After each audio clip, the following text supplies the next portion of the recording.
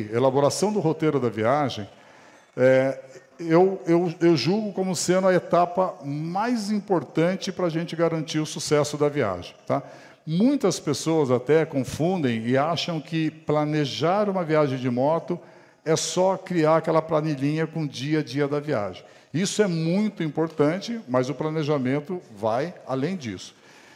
Só que acontece, pessoal, para a gente chegar nesse ponto de ir lá na planilhinha nossa e falar, bom, dia 1 eu vou sair da cidade tal, vou para a cidade tal, por esse caminho aqui, vou fazer X paradas. Antes da gente chegar nesse ponto, a gente tem que fazer aqui 3 lições de casas prévias. Primeiro, hospedagem. Tá? Um principal fator que define o meu ponto seguinte da minha viagem, né, do ponto A para o ponto B, um dos principais fatores é a hospedagem. Não é a quilometragem. Às vezes o pessoal fala assim, eu vou rodar 800 km por dia, e onde deu os 800 km eu paro e durmo. Não é sempre que é assim. Quando você está numa região de cidades grandes, região sul, sudeste aqui do Brasil, tranquilo. Você está na grande região de Buenos Aires, tranquilo. Agora, vai na Patagônia fazer isso. Tá? A Patagônia é um dos lugares menos habitados do planeta. Tá? Tem mais, o pessoal brinca, tem mais lebre, lhama, vicunha lá do que gente. Então, às vezes, você passou aquela cidadezinha, a próxima cidade com alguma estrutura para você ficar é 200 quilômetros, 250, talvez se bobear 300 quilômetros depois. Tá? Então, a gente tem que tomar muito cuidado. A gente não pode acreditar que sempre, ainda mais a gente que mora, né, aqui na região sudeste, a gente tem toda essa estrutura ao nosso redor, mesmo no Brasil, isso muda muito. Quando eu fui para o Acre de moto, eu passei perrengue, em Rondônia e no Acre. Rondônia teve uns trechos lá que eu tive que programar realmente os pontos de parada para conseguir realmente ter umas pernoites assim, um pouquinho mais tranquilas. Então, a gente tem que fazer o quê? Então, por exemplo, naquela minha viagem, no primeiro dia, no exemplo que eu dei, vou rodar para Maringá. Maringá tranquilo. Maringá tem bastante hotel, estou tranquilo. Vou rodar até Posadas depois. Por que eu decidi Posadas? Porque é estratégico para mim implementar. Mas tá bom, e aí, Posadas? Tem hotel? De repente também eu escolho uma cidade que só tem um hotelzinho. Eu vou contar com a sorte, será que até a data da minha viagem vai ter vaga disponível nesse hotel? Então, a gente tem que tomar muito cuidado, pessoal. Tem que estar muito antenado. Então, quando a gente fala de hospedagem, a gente tem vários tipos, né? O famoso apoio, que é motociclistas que vão recebendo a gente na casa deles, coisa e tal. Mas, quando a gente fala de uma viagem internacional muito longa, a gente não consegue o tempo todo esses apoios, e nem sempre também esses apoios vão estar no roteiro que a gente gostaria. Mas é uma forma.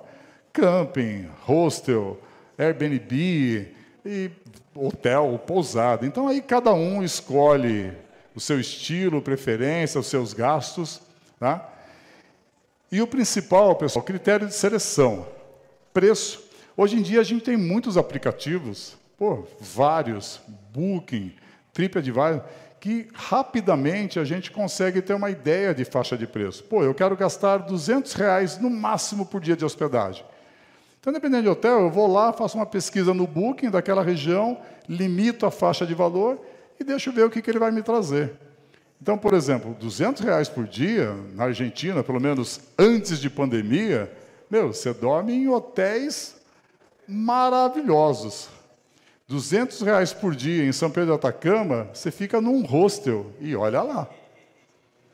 Então, a gente tem que tomar cuidado. 200 por dia, depende. 200 por dia dá cada um? Depende.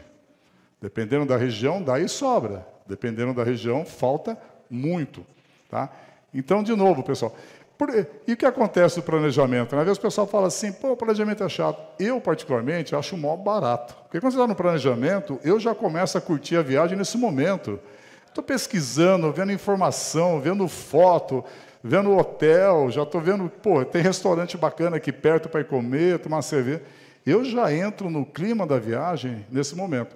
E outra, eu comentei, né? Tempo e dinheiro são duas coisas escassas para a gente. Quando a gente planeja, Se eu só quero gastar, por exemplo, 100 reais por dia de hospedagem, se eu faço o planejamento, eu vou lá e pesquiso os melhores lugares que eu consigo ficar com aqueles 100 reais. Se você não planeja e vai resolvendo no dia, de repente você chega numa cidadezinha à noite, cansado, tem só um hotel na cidade, você nem estava programando parar lá, você está morto, chega lá, se a mulher falar que é 400 reais, você vai pagar, porque você não tem escolha. Você não tem escolha. E pior, às vezes naquela cidade, na rua de cima tinha um outro hotelzinho legal que era 150. Mas você parou nesse aqui primeiro, porque é o primeiro que apareceu na sua frente, e vai pagar mais caro.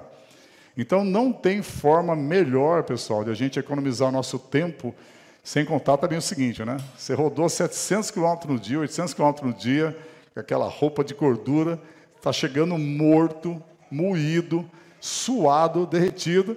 Aí você fala, agora eu vou arrumar minha hospedagem. Aí você entra na cidade. Bom, e agora? Aí começa a procurar. Ah, tem um hotel aqui. Para lá com a moto, vai lá ver o hotel. Ah, pô, tem vaga? Tem vaga. Quanto é que custa? Ah, 500 reais a diária. Não, muito caro. Ah, pega a moto de novo. Chega no outro. Porra, hotelzinho bacana. Quanto custa? Ah, custa 150. Porra, que legal, cara. Tem vaga? Não, está lotado. Ah, puta, vou pro próximo. Tá. Quanto custa? 150. Porra, tá no preço. Tem vaga? Tem vaga. Posso dar uma olhadinha no quarto? Pode. Você chega lá no quarto, a hora que quebra a porta, você fala, puta, tô fora. Aquela imundície, né? Porque uma coisa é ser simples, outra coisa, tem aqueles que abrem a porta do quarto e já vem aquele cheiro de mofo, aquela coisa terrível. Então, às vezes, cara, você fica dentro da cidade 1 hora, 2 horas, batendo cabeça para arrumar uma hospedagem. Coisa que você teria resolvido muito facilmente, já tendo.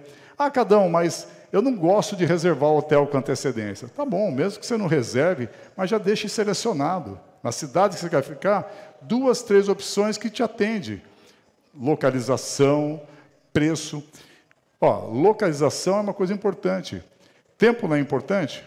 Então, por exemplo, quando eu vou para o São Pedro do Atacama, eu gosto de dormir ali em Resistência, do lado de Corrientes. É uma cidade grande ali. Só que ali eu só durmo. Então, tem hotéis ali que é na beira da Ruta 16. Na beira, hotéis fantásticos, baratos. Eu paro ali, durmo, no outro dia já saio, estou na rodovia.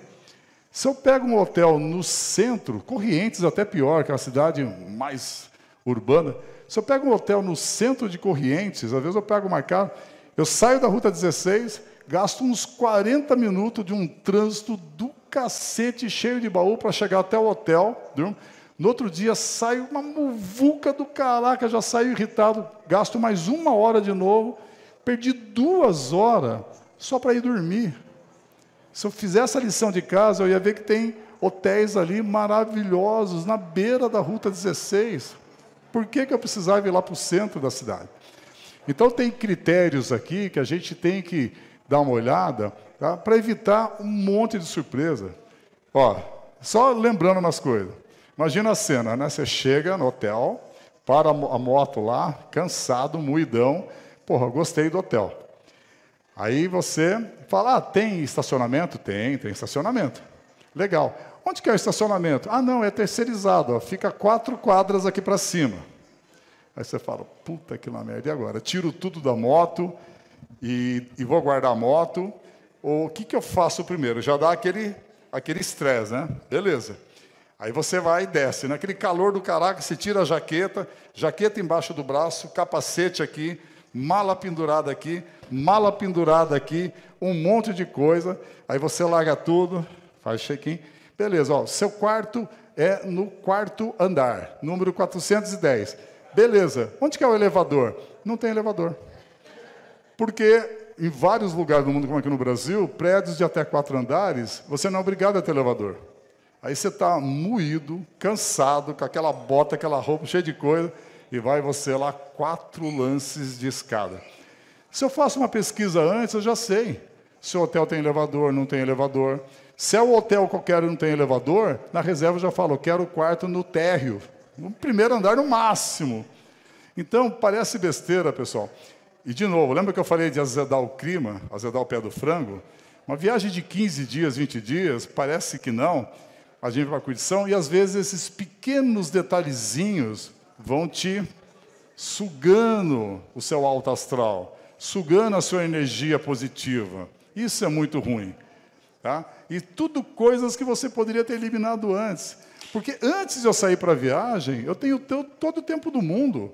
Se eu tiver que gastar horas e horas lá pesquisando, eu tenho esse tempo. Durante a viagem, não. Durante a viagem, meu tempo é contado. Eu tenho que aproveitar meu tempo para quê? Para passear, para curtir. Não para ficar batendo cabeça atrás de hotel, ficar batendo cabeça desesperado, onde é que eu posso abastecer a moto e coisas do tipo. Tá? Então, é muito importante a gente se preocupar aqui com alguns critérios de seleção. Atrações turísticas, pessoal. Tá? É muito importante a gente fazer essa pesquisa para a gente saber o que tem de legal pelo caminho para a gente programar isso. Às vezes, a atração turística é na beira da rodovia, antes da gente chegar na cidade de destino. Mas aí eu tenho que parar a moto e vou gastar ali talvez 1 hora para fazer aquele passeio. Então, se eu não tiver planejado aquilo direitinho naquele meu dia de viagem, eu não vou conseguir encaixar do nada. Tá? Tem passeios, por exemplo, que eu chego na cidade, eu tenho que ficar pelo menos meio período naquela cidade para conseguir fazer aquele passeio. Ou às vezes tem que ficar o dia inteiro. Tá? Por exemplo, o pessoal fala muito, o trem das nuvens, que é maravilhoso lá em Salta. Você tem que ficar o dia inteiro em Salta. Porque você tem que sair de Salta, você caminha até uma cidadezinha que é onde o trem parte, o trem faz um passeio praticamente de dia inteiro, chega no final da tarde e você volta para Salta. Então, não é meio período. Se você não programar um dia inteiro em Salta, você não faz esse passeio. Então, é muito importante você já fazer essa lição de casa, o que eu quero conhecer nessa viagem. E você programar. Eu vou ter tempo para isso? Vou ter recurso financeiro para isso? Quem vai para El Calafate, na Patagônia. Passeio imperdível em El Calafate. E ir lá conhecer os glaciares, Perito Moreno. E tem um passeio lá, que é uma das experiências mais incríveis, que é você ir fazer um trek, uma caminhada por cima das geleiras. É uma coisa do outro mundo. Né? A formação de glaciares daquele porte, no mundo, a gente só tem em El Calafate ou nos polos. Então, é aquela coisa assim, que outra oportunidade na minha vida eu vou ter de fazer uma caminhada num glacial, numa geleira desse tamanho, imperdível. Aí o cara fala, eu vou para El Calafate, eu vou fazer o trek da geleira. E beleza, não pesquisa. A última vez que eu fui agora em novembro, que eu levei um grupo, R$ 750 por pessoa, o trek na geleira. Então, se a pessoa fala, não, eu vou fazer o trek, mas não se programa, chega lá, vou comprar meu ticket, R$ 750, o cara baqueia, fala, opa, eu não estava programando isso. Tá? Então, quando a gente vai definir as atrações turísticas, então todas as informações, o tempo que precisa, quanto custa, vou ter que desviar muito do meu caminho ou não. Então, por que essas 3 coisas são importantes? A terceira. Pontos de abastecimento, pessoal. Tem viagens que a gente faz que a questão abastecimento não é preocupante, mas tem viagens que a gente faz que é muito preocupante. Patagônia é preocupante. Você tem que deixar bem traçadinho os seus pontos de abastecimento.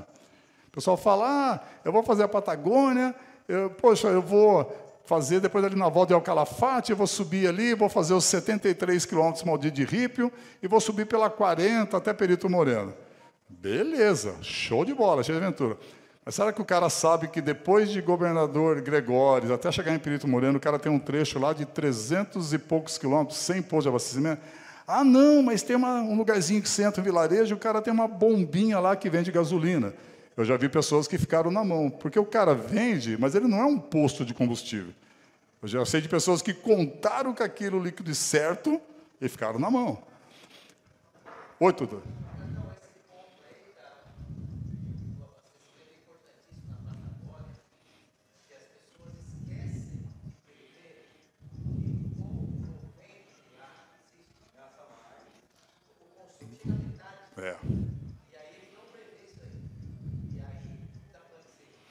O último grupo que eu levei para o Ushuaia, agora no ano passado, tinha um cara que estava com uma Tag 1200, até me assustou. A moto dele faz em torno de 19, 20. Teve dia lá que fez 13 km por litro.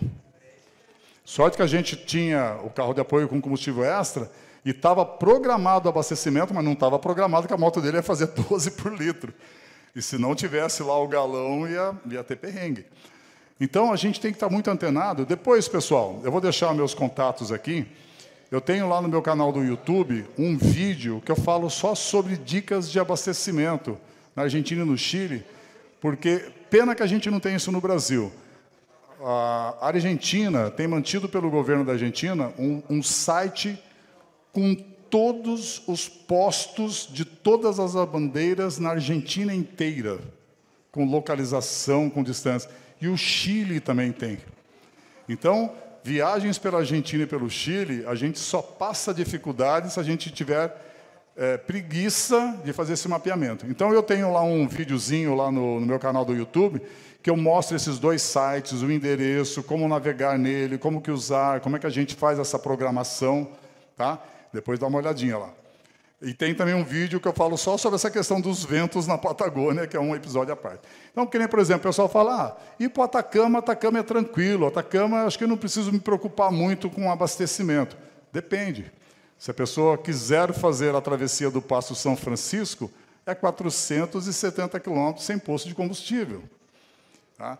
Então, vale muito a pena, a gente tem que fazer essa lição de casa aqui também e ver ponto de abastecimento. Tá? Detalhe, pessoal. Uma coisa que é um grande vilão e rouba muito tempo da gente numa viagem de moto são as paradas. Quantos de vocês aqui talvez já tenham passado por essa experiência? É o seguinte, ó, vamos ver se alguém já passou. Estou indo viajar, estou com a minha motona lá, GS 1200, possante, estou lá viajando. Aí daqui a pouco você passa por uma carreta. Sei lá, por algum motivo aquela carreta marcou você por algum motivo. Pô, uma carreta bonita, preta, sei lá. Aí você vai embora. Aí você para no posto de gasolina, abastece, vai lá tomar uma água, tomar um café, comer um salgado, bater papo. Lá. Aí você volta para a estrada. De novo. Acendendo. Daqui a pouco você olha na sua frente, aquela carreta preta. Fala, caraca, você some. Aí você vai de novo, rodou, mais uma parada. Daqui a pouco você volta, pega a estrada. Não acredito. Eu falo, pô, vou vender, vou comprar. Pô, uma carreta desse tamanho está fazendo a viagem. Qual que é a grande diferença? Ele está ali nos 70, 80 quilômetros constantes. Então, pessoal, paradas durante a viagem, elas são necessárias, são importantes, mas muito cuidado. É o pior vilão que tem para roubar o tempo e matar qualquer planejamento de viagem de moto. Então, quando estiver planejando, paradas... Pessoal, seguinte, ó, o tempo hoje está apertado, as nossas paradas vai ser 15 minutos no posto para abastecimento e na hora do almoço a gente vai fazer uma parada de 1 hora para tomar um lanche, mas tem que ser combinado, porque você está em grupo, parar e ficar o tempo que todo mundo achar suficiente ou que quiser ficar, não tem planejamento que resista. Tá?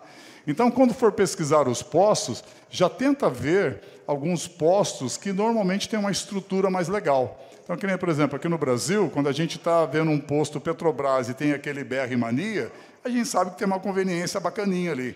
Se for o Shell Select, também. Se for na Argentina, o YPF Full sempre tem umas conveniências bacanas. Se for no Chile, os Copec Punto sempre são legais. E por que isso é importante? Para otimizar a parada. Eu sei que eu vou parar, vou conseguir fazer um lanche, vai ter um banheiro limpo, vai ter um Wi-Fi ali se eu precisar. Tá? Então, a gente tem que otimizar essas paradas aí. Vamos lá.